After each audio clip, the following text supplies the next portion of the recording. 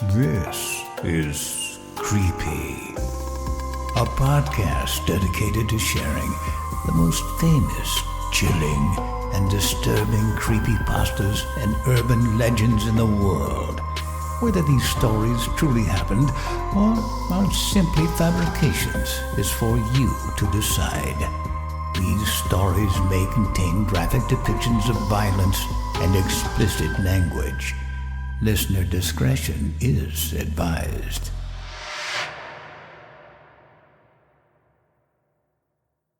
The holder of holders. In any city, in any country in the world, go to any mental institution or halfway house you have access to. When you walk inside, ask the first person you see if they know the holder of holders. It matters not if this person appears to work at the institution or appears to be a civilian. If all expression falls from their face and they begin walking, staring straight ahead, never blinking, follow them. The person will lead you to a small, dingy room. The only thing in the room will be a dusty wooden chair sitting in the exact middle of the room, facing away from the door. If you cannot handle what you are about to experience, leave now. If you dare to proceed, walk in the room. The door will close and lock behind you. When you sit in the chair, all light and warmth will vanish from the room. You will be illuminated from an unseen light source, the chair and its occupant the only beacon of anything existing in this void. A chill will begin to build within you. Your extremities will freeze. As your blood turns to ice, you will feel the cold pumping through your veins. If you try to escape, you will be forever lost in the void. If you manage to keep control, you'll eventually feel your cold blood invade your heart. You will see a cloaked figure, shrouded and blurred by mist. As the icy terror continues to well up inside you, resist the temptation to run. You must then ask the figure, "Do you recognize me?" The shade will respond with silence, peering into your very being with unseen eyes, and you must ask again, "Do you recognize me?" If you are unlucky, the figure may respond with a shriek that will start quietly, but will quickly swell until it fills your ears. The deafening cacophony is the sound of every living thing on the planet perishing instantly. The sound alone will drive you mad. However, your torment will continue as you are forced to live each death as if it were your own. If you are fortunate, the figure will respond with an icy "yes," sounding like 10,000 snakes hissing inside of your mind. You cannot escape the din. You cannot close your ears to the sound. It will envelop your soul. This is but a taste of what is to come. Should you retain your sanity, you will pass the first test and may proceed. The shadow will hold up a cut, clear gemstone. While the figure will remain enshrouded in mist and blurred, you will see the gemstone in perfect clarity, glowing with an internal light. You will hear a deep, dark voice say, "Look." Brace yourself and gaze into the stone as deep as you can. At one instant you will see everything. Hundreds of items flashing by, completely separate of time, all at once yet never at all.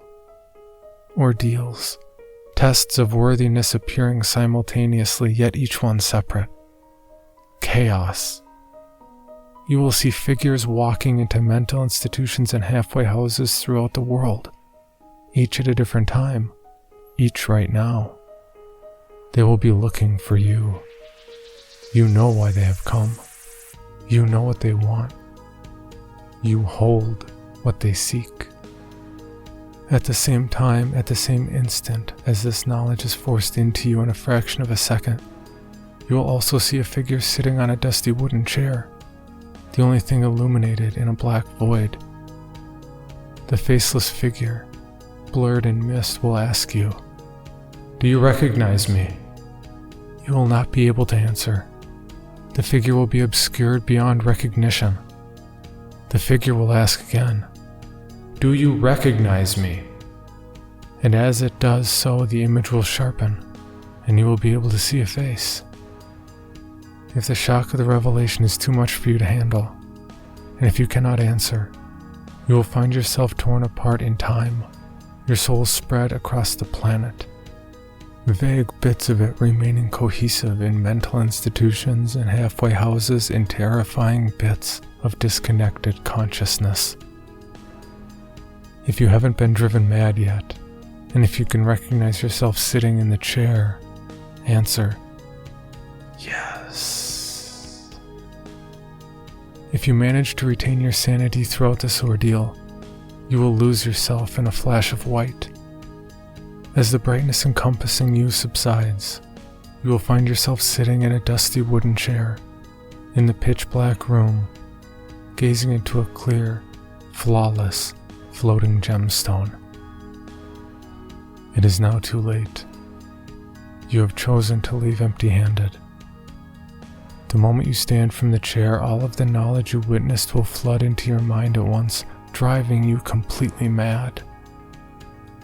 If you simply touch the stone, you will release all of what you just witnessed, and you will meet the same fate. To survive, you must grab and forever hold the stone.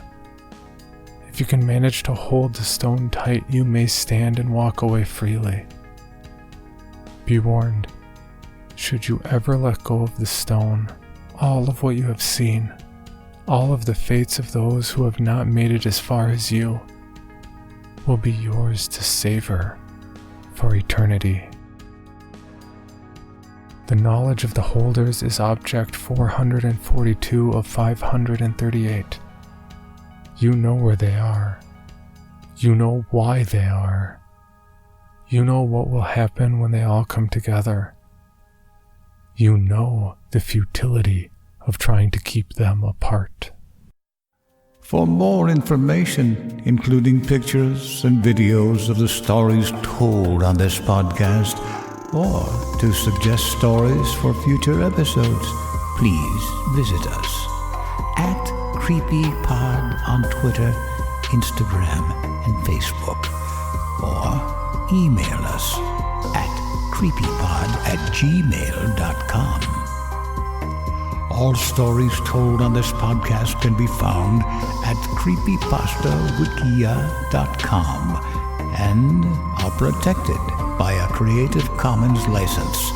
Some rights reserved unless otherwise stated.